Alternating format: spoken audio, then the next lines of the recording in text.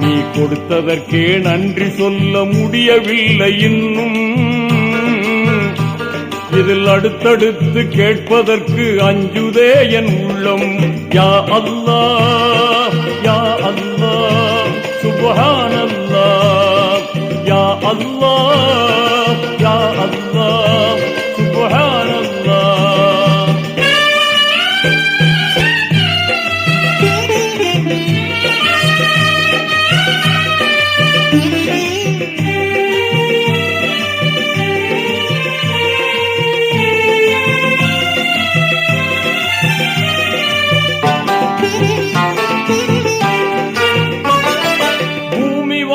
மண்டலங்கள் பொருத்தமாக படைத்தாய், அதை புரிந்து கொள்ள புலன்களையும் திருத்தமாக அமைத்தாய்.